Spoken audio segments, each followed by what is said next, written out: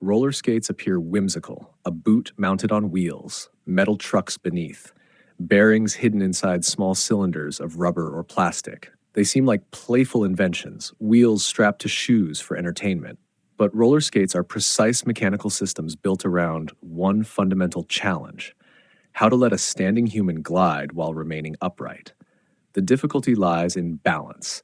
Humans evolved to walk on 2 feet with direct friction against the ground. Replace friction with rolling motion and the rules change immediately.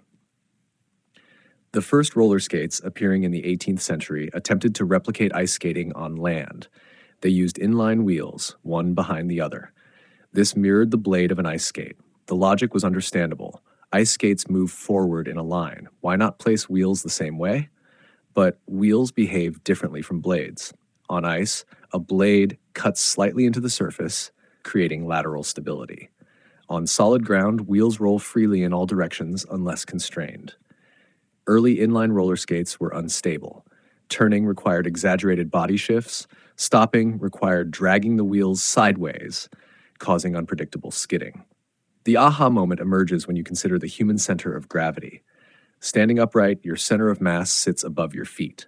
If your support base narrows, stability decreases dramatically. Inline wheels create a narrow support line. Quad skates, 2 wheels in front, 2 in back, create a rectangular base. This wider footprint increases lateral stability. The shift from inline to quad design was not about aesthetics. It was about geometry. A rectangle under the foot resists side tipping better than a line. The quad arrangement allowed beginners to stand without constant correction. It made skating accessible beyond skilled performers. But stability alone was not enough. Turning posed another challenge. If wheels were rigidly fixed, turning would require sliding them sideways against the floor, inefficient and dangerous. The solution came in the form of trucks. Each pair of wheels is mounted on a truck, a pivoting assembly that allows slight rotation. When the skater leans left or right, the trucks tilt, angling the wheels subtly. This tilt changes the direction of rolling resistance, creating a natural arc. In other words, skaters steer by leaning. The design translates body weight shifts into directional control. This reflects a deeper insight. Roller skates are not steered with feet alone. They are steered with balance. The toe stop at the front of quad skates solves another problem: braking. Without friction against the ground, stopping requires either gradual coasting or deliberate resistance. The toe stop provides a rubberized surface that can be pressed into the floor, creating controlled deceleration.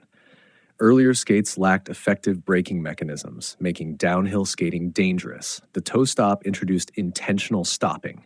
Wheel material further refined the experience.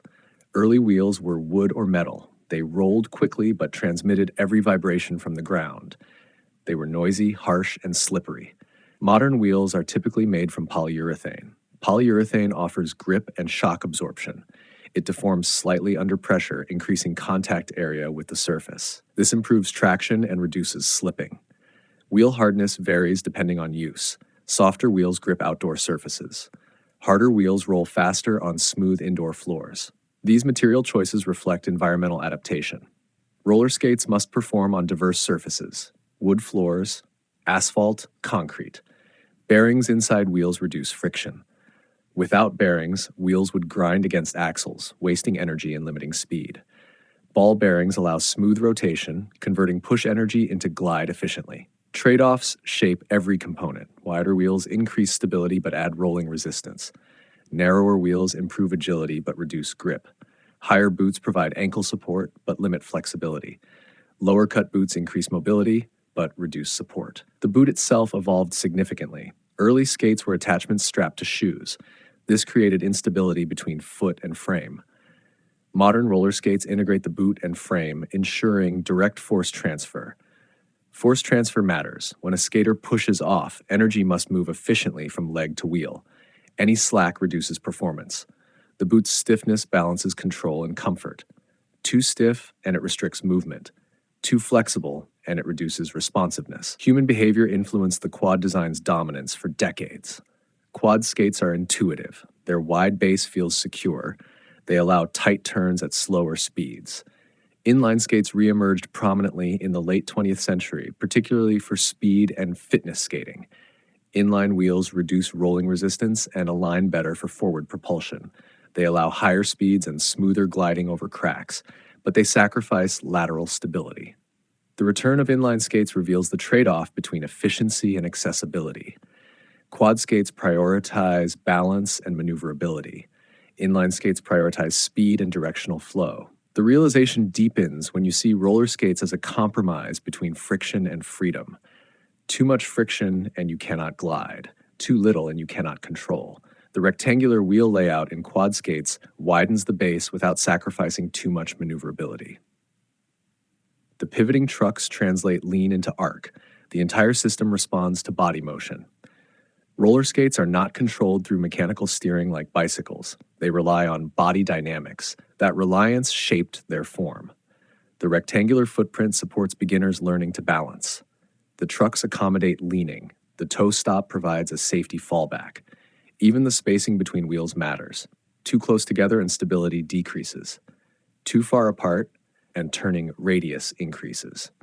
Engineers and manufacturers iterated through these dimensions until a balanced configuration emerged. Invisible design often hides in the relationship between body and machine. Roller skates must align with human anatomy. The foot must remain centered over the wheelbase. If the wheelbase extends too far forward or backward relative to the foot, tipping becomes likely. That is why the front wheels sit roughly under the ball of the foot and the rear wheels under the heel. The wheel placement mirrors weight distribution during standing and walking. When you stand still in roller skates, your body weight spreads across that rectangular base. The design feels stable because it matches how humans distribute weight naturally. This alignment is not accidental. It was discovered through failure. Early skates tipped, slipped, and frustrated users. Each iteration refined placement and pivot geometry. The moment of realization often occurs when you step into quad skates and feel surprisingly steady despite standing on wheels. That steadiness comes from a widened base and responsive trucks, translating subtle body shifts into motion. Roller skates look playful, but their shape is the result of mechanical negotiation. They reconcile human balance with rolling motion. They convert vertical posture into horizontal glide. And, like many mature designs, they feel obvious only because they work. Invisible design emerges when instability becomes manageable. A rectangle of wheels beneath a boot may seem arbitrary, but it represents centuries of solving one persistent problem. How do you let a human roll without asking them to stop being human? The quad layout answered that question, not with speed alone, but with balance.